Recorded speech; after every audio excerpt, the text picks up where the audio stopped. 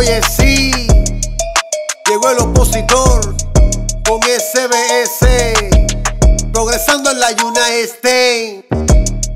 Dos orillas, Dos sistemas a 90 millas. dos orillas, Una en mi Cuba y represento a la Florida. dos orillas, Muestro y comparo con lo del ayer. dos Y orillas. mi canal es progresando en la United States. Aquí te muestro y lo comparo.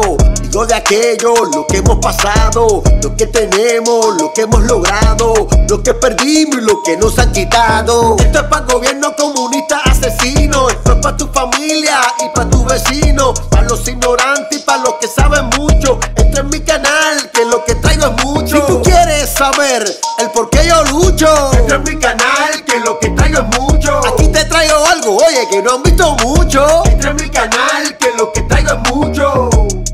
Dos orillas. Dos sistemas a 90 millas.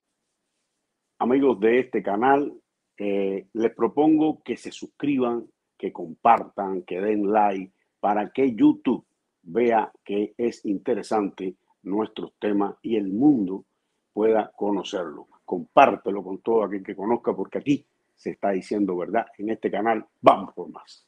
Tengo a mi invitado ya aquí, lo quiero traer ante ustedes.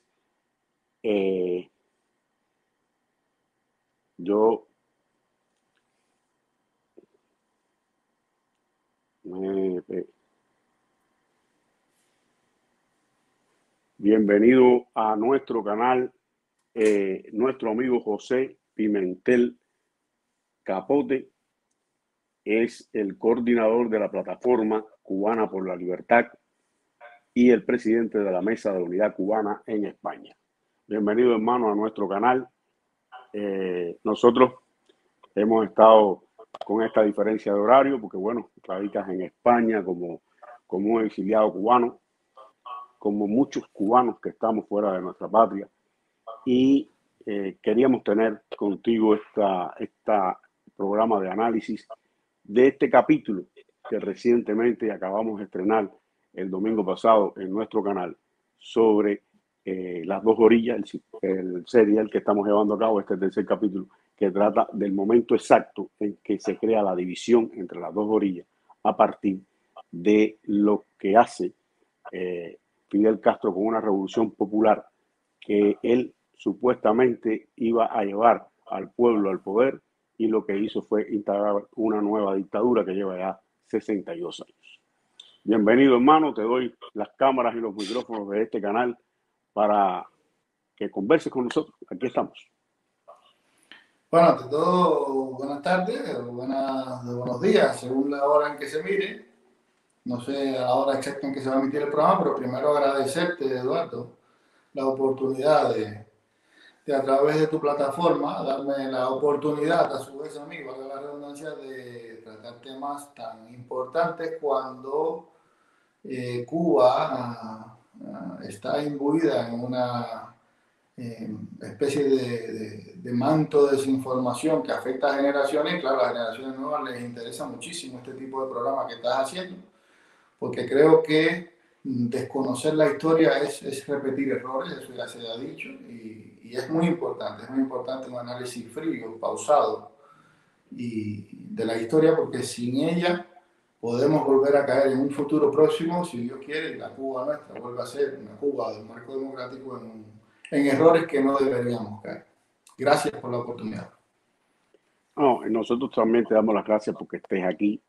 Queremos ya entrar en materia, Pimentel, como todos te llamamos. Queremos, bueno, viste el capítulo, por supuesto. Nosotros hemos estado haciendo el primero, segundo y este tercero. El primero y el segundo fue introductorio, o sea, el primero lo dedicamos a qué cosa era Cuba en 1958. En 1958 en Miami fue el segundo capítulo. Se ve la comparación entre dos lugares. Y en este tercero, bueno, sale a reducir que Fidel Castro dice que no había, y permíteme que voy a empezar a correr las imágenes para que las personas que no vio el capítulo puedan irlo viendo. Y le voy a quitar también el audio para que no nos moleste el audio, ¿no? Y lo puedan ver. Aquí también voy a ampliar un poquito para que se pueda ver. Exacto. Entonces, en este capítulo, Fidel Castro dice que esa revolución no era una revolución comunista. A partir de que comienzan a haber denuncias de esto, tanto dentro de Cuba como fuera de Cuba. En un inicio también pusimos ahí como con muy buenos ojos el pueblo norteamericano, el gobierno norteamericano, vieron, o la televisión y todos los medios de prensa de Estados Unidos vieron aquella revolución y cómo poco a poco se va caminando hacia una traición. Te damos la palabra. ¿Qué piensas de esto? ¿Cómo lo vistes? ¿Cómo lo proyectamos? La realidad histórica, si está reflejada. Bueno, yo creo que vamos a decir que desde la imparcialidad que demanda la historia para juzgar hechos pasados, máxime cuando hoy en día hay muchas corrientes en este mundo posmoderno que indican hacia un revisionismo histórico, por ejemplo en España y en muchos lugares con relación a procesos de siglos anteriores.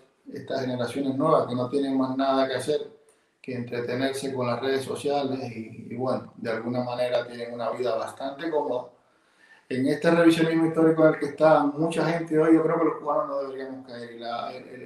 El análisis de la historia, el análisis frío de la historia, yo creo que se es obligado. Máxime cuando estamos hablando de cosas como esta, es decir, porque siempre recordamos el famoso refrán de que jugábamos de niños, ¿quién fue primero, el huevo o la gallina? Y es importante, parece una tontería, pero resulta verdaderamente importante conocer y reconocer qué fue primero en toda la serie de errores que luego se sucedieron, se concatenaron a través de la historia y que dieron lugar a la Cuba de hoy. Pero claro, si uno olvida dónde comenzó todo, entonces, claro, está errando y está hablando desde un juicio, yo creo que un juicio parcializado. Yo creo que es importante. Por lo tanto, vamos a hablar de historia. Y para hablar de historia, yo creo que lo primero que tenemos es que ubicar al personaje. El personaje de Castro, al que a mí me gusta mencionarlo en todos mis escritos con C minúscula, solo intencionalmente para no reconocerle incluso ni una mayúscula en su apellido. Si algún adjetivo puede adjudicarse verdaderamente y fiablemente de todos los adjetivos que se le han dado a Castro, es el de que fue un ladino. Castro fue un ladino por excelencia, del concepto de ladino, de una persona ladina, una persona malintencionada y a propósito elucubró todo el proceso revolucionario que él llevó a cabo. Para hablar del 1 de enero y del cambio y toda esta historia hay que remontarse un poco antes, recordar que Castro viene de una familia acomodada y yo no quiero hacer perder el tiempo en estas cosas, pero recordemos que ellos incluso antes de subir a la sierra, es decir, antes de venir en el Granma, ya ellos habían coqueteado con el lado allá del muro. Recordemos que ellos fueron al Festival Mundial de la Juventud de los Estudiantes, que se celebró, si mal no recuerdo, en el año 54, si mal no recuerdo. Y que fue un festival organizado por el Bloque Socialista, el Bloque Comunista, donde ellos participaron. Perdóname que te interrumpa, en 54 ellos están presos. O sea, acuérdate que en el 53 asaltan el cuartel Moncada y ellos están presos en el 54. Fue antes. Tiene que haber sido antes, fue antes de Moncada. Ya ellos habían participado de manera encubierta y precisamente a través de España habían viajado a Europa.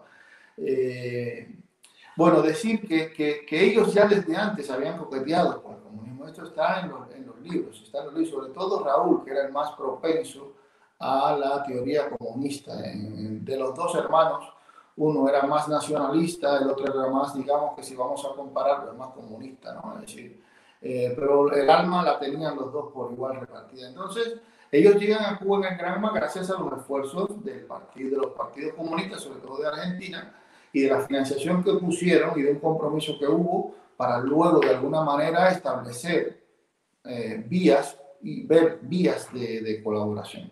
Por lo tanto, y los norteamericanos, cuando ya ponen el embargo a Batista de comprar armamentos, cuando ya los norteamericanos le dan la espalda al régimen de Batista, porque verdaderamente era un régimen de facto que estaba matando cubanos, que había un baño de sangre en Cuba, etc. Aún cuando los norteamericanos le retiran digamos, su apoyo a Batista, ellos ya tenían indicios de que Castro tenía ese coqueteo con la izquierda comunista internacional. Por eso, cuando a finales del 59 se dicta la ley fundamental que inhabilita de alguna manera, sanciona a la Constitución del 40 que él había prometido restituir, allí ya los analistas, la gente que sabe de política, sabe hacia el rumbo que va a tomar Castro. Desde el momento en que él inhabilita al Congreso de la Nación de sus funciones y se aboga como primer ministro toda una serie de prerrogativas que están en esa ley fundamental y que les invito a revisar, que están ahí por internet, la pueden leer. Es decir, ahí se ve claramente ya el corte hacia dónde iba en términos de limitación de derechos y libertades constitucionales. Es decir, Castro ya estaba decidido a romper con sus socios hasta ahora, así con los Estados Unidos, y de alguna manera explorar la connivencia con el régimen comunista internacional. Eso ya estaba desde 1959. Es importante en este aspecto señalar que en esa ley fundamental se autoriza o se legaliza, entre comillas, el fusilamiento, que no lo legalizaba la Constitución del 40. Para ser fusilado por la Constitución del 40 usted tenía que ser militar y haber traicionado a la patria. Y allí se comienza a fusilar desde los primeros días del 59 a muchas personas aún sin ser militares ni haber traicionado a la patria. Entonces, en esa ley fundamental como que se legaliza a partir de ahí por decreto ministerial, porque realmente es un decreto ministerial, esa ley fundamental, pues sencillamente se hace la legalización, repito, entre comillas, del fusilamiento, de la pena de muerte. No, pero además, si revisas y ves las atribuciones que él como primer ministro se blinda dentro de la ley y que en la que Urrutia era básicamente un monigote del primer ministro, es decir, la presidencia de la República era una figura decorativa frente a las atribuciones que tenía el primer ministro, porque además, según cuentan los que vivieron en ese momento, le dio básicamente una perreta, porque si no era así, él no participaba del gobierno. Y si tú ves esas atribuciones, te das cuenta que el hombre era un totalitario, es decir, era un totalitario en su alma, es decir, porque desde un inicio esa ley fundamental dio origen a todo lo que vendría después, a la censura en la prensa, a la ley de censura en la prensa, y todas las cosas que se fueron haciendo para ir amordazando la democracia cubana, es decir, las instituciones democráticas, e ir controlando todos los poderes, tanto los poderes ejecutivos, legislativos, todos los fue tejiendo de manera tal que llegaríamos luego a lo que llegamos, que ya sé que no es el objetivo de este programa, pero que de alguna manera sí decir que aun cuando él en Nueva York estaba diciendo que no era comunista, que no era comunista, que no era comunista, a la vez el Che Guevara estaba diciendo en la ONU, hemos fusilado y seguiremos fusilando. Porque eran comunistas, porque lo eran desde antes de subir a la sierra, porque lo eran desde México, porque lo eran cuando hicieron los pactos que les permitieron llegar a Cuba en esa expedición. Expedición en la que, por cosas de la vida, tengo hasta vivencias de amigos personales que le salvaron la vida, campesinos que le salvaron la vida y que hoy día, por ironías de la vida, y perdona, luego corta esto, pero por ironías de la vida, los descendientes que por aquel campesino haberle salvado la vida cuando los ametrallaron la aviación de Batista y los escondió en su casa, y a campesino al que él premió cuando triunfa la revolución, hoy los descendientes de ese señor que le salvó la vida ha visto intervenida la casa que le regaló el gobierno cubano a su padre por este hecho histórico, y hoy día esos muchachos, hijos de ese señor que fue un fidelista consagrado, son opositores al castigo. Te refieres, por supuesto, la vida. O sea, te estás refiriendo, por supuesto, a los dos hermanos, o sea, el varón, ella hembra, que ahora no recuerdo su nombre. Rosabal Sotomayor. Es decir, el castrismo desde un inicio, actuó de una manera deliberadamente anticubana. Si nosotros estamos analizando ese momento, si nosotros pensamos en todas las promesas que hizo Castro, en toda la implicación de todos los jóvenes cubanos, jóvenes a los que luego les retiró la autonomía universitaria, por ejemplo, y gracias a esa ley fundamental, jóvenes a los que traicionó, el directorio al que traicionó, directorio al que llevó a su disolución. Hay una foto muy famosa por redes que circula. ¿Cuál de estos queda? No, queda solo que Castro en aquel entonces, ya gracias a Dios no queda. Si Castro traicionó todas sus promesas, razones por las que, por ejemplo, familiares personales míos, tíos maternos, terminaran combatiéndolos después de haber estado en el movimiento durante la etapa a 1959, porque traicionó a todos, traicionó a los ganaderos camagüeyanos que le salvaron la invasión, porque la invasión pasó por Camagüey gracias al dinero de los ganaderos que luego, como un tío materno mío, vería sus reses y sus tierras confiscadas y él preso durante 20 años porque intentó enviar armas al Escambray para hacerle oposición al castrismo. Es decir, los mismos que lo auparon al poder inmediatamente se dieron cuenta de que aquello no era lo que había prometido. Y claro, eso se vio desde un inicio, desde el momento en que no devolvió la Constitución de 1940 y se abogó como primer ministro toda una serie de atribuciones que no le eran desde el punto de vista constitucional. En ese momento ya todo el mundo que podía tener una visión política de cómo funcionan las cosas sabía que este hombre iba directo hacia el eje comunista internacional. Pimentel, nos vamos a ir a una pausa y cuando regresemos vamos a hablar a partir de esta traición que ya hemos descubierto aquí, que se vio en el serial y que tú has descrito muy bien, pues vamos a hablar que esa traición provoca entonces la división de las dos orillas, nombre que lleva esta serie por motivos ya políticos y económicos. Con ustedes, amigos, volvemos en este canal. Vamos por más. Guardia, yo no soy un delincuente. Guardia, no me apunte en la frente. Guardia, yo no soy un delincuente. Guardia, no me apunte en la frente. Guardia, yo no soy un delincuente. Guardia, no me apunte en la frente. Guardia, yo no soy un delincuente. Guardia, no me apunte en la frente. Ya estamos de regreso y recuerden que estamos en Progresando en USA con nada más y nada menos que este análisis sobre el tercer capítulo de Dos Orillas, Dos Sistemas, y me acompaña desde el inicio el hermano, amigo y compatriota José Pimentel Capote. Te decía antes de irnos a la pausa que queríamos hablar sobre el momento en que ya exactamente se crea lo que es el nombre de esta serie, Dos Orillas, Dos Sistemas. O sea, es la separación de declarado comunismo, declarado una revolución socialista. Se comienza el embargo de todas las empresas con aquel discurso que él hace y automáticamente se crea todo esto y Estados Unidos, por supuesto, tiene que tomar medidas económicas, que es exactamente de lo que será el cuarto capítulo. Pero yo quiero que analicemos ya aquí y ahora por qué motivo sucede esto. Y luego vamos a decir si es real el título que ponemos al cuarto capítulo, entre comillas, embargo o bloqueo.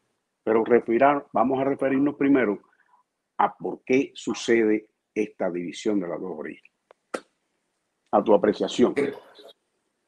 Bueno, precisamente gracias a que ellos declaran un carácter socialista, aun cuando ya desde 1959 se produce un éxodo de la clase burguesa, digamos, rica de Cuba, en el mismo 59, se produce junto a Batista y su élite, se produce el éxodo de la élite, digamos, que tenía todas las propiedades, todos los dineros, toda la fuerza desde el punto de vista económico. Los más importantes se van porque conocen y saben, no son ignorantes, y saben perfectamente que un sistema como el que viene no es lesivo a sus intereses económicos. Precisamente, y por esa razón, los cubanos encuentran en Miami un albergue perfecto y seguro. Ya lo había encontrado Machado antes, cuando se exilió, yendo con los millones que huyó.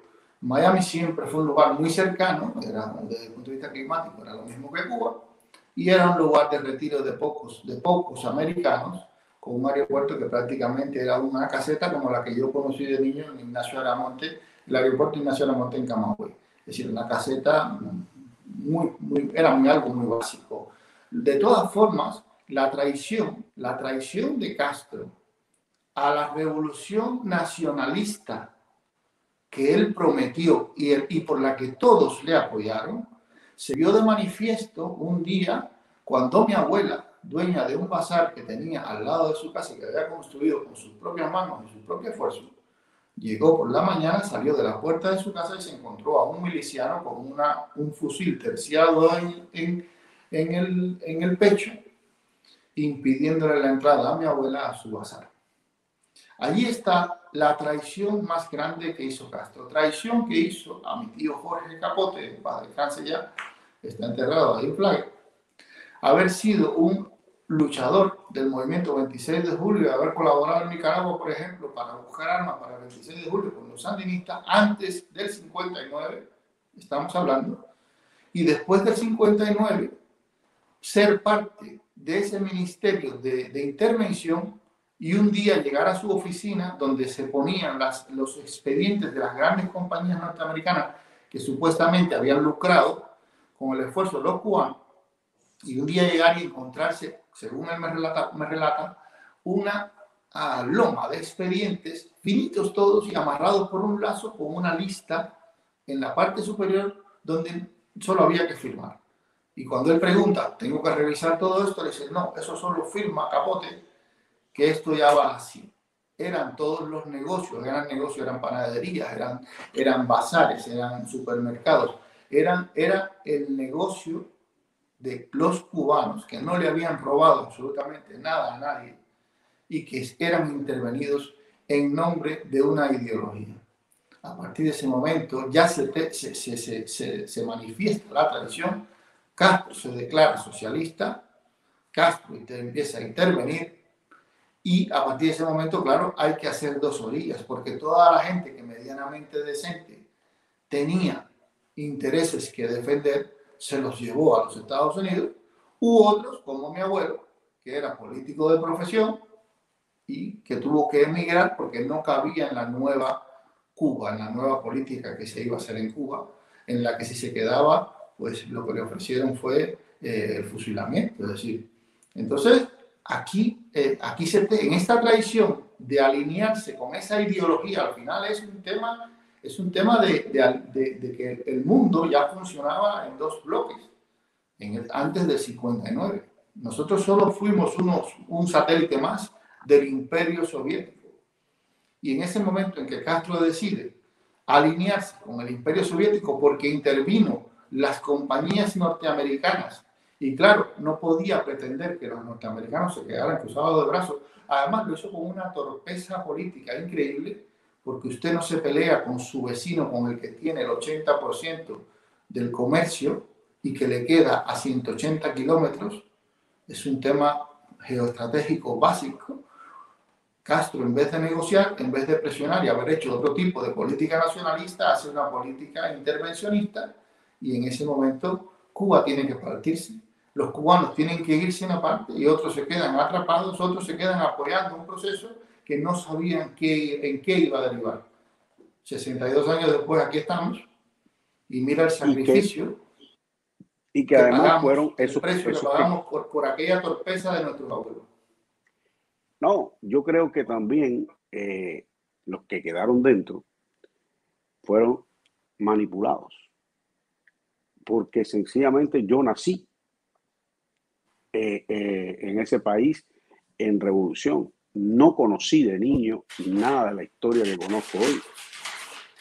Me paré como un pionerito al lado de otro chiquito que levantaba su mano y decía: pionero por el comunismo seremos como el Che, y no conocía la historia real del Che Guevara. Entonces fuimos caminando muchos por un camino que había comenzado de engaños, y solo con el tiempo ese muro de mentiras se ha ido derrumbando. Este serial, los patrocinadores de este canal están trabajando constantemente en que trabajemos la historia real y verdadera de las dos orillas. Gracias, Pimentel, por estar aquí. Te invito a que estés con nosotros en el análisis del cuarto capítulo, donde vamos a hablar de, entre comillas, embargo o bloqueo. Muchas gracias. A ustedes, amigos, nos vemos nuevamente en otro espacio de análisis en Progresando en USA. Oye, sí, llegó el opositor con SBS, progresando en la United States. Dos orillas, Dos sistemas a 90 millas. dos orillas, Una en mi Cuba y represento a la Florida. dos orillas, Muestro y comparo con los del ayer. dos orillas. Mi canal es Progresando en la United States. Aquí te muestro y lo comparo. Digo de aquello, lo que hemos pasado, lo que tenemos, lo que hemos logrado, lo que perdimos y lo que nos han quitado. Esto es para el gobierno comunista asesino. Esto es para tu familia y para tu vecino, para los ignorantes y para los que saben mucho. Entra en mi canal, que lo que traigo es mucho. Si tú quieres saber el por qué yo lucho, entra en mi canal, que lo que traigo es mucho. Aquí te traigo algo, oye, que no han visto mucho. Entra en mi canal, que lo que traigo es mucho. Dos orillas, Dos sistemas a 90 millas. dos orillas, Una en mi Cuba y represento a la Florida. dos orillas. Muestro y comparo con los del ayer. ¡Viva Cuba libre! Dos orillas. Mi canal es Progresando en la United States. Patria y vida, patria y vida.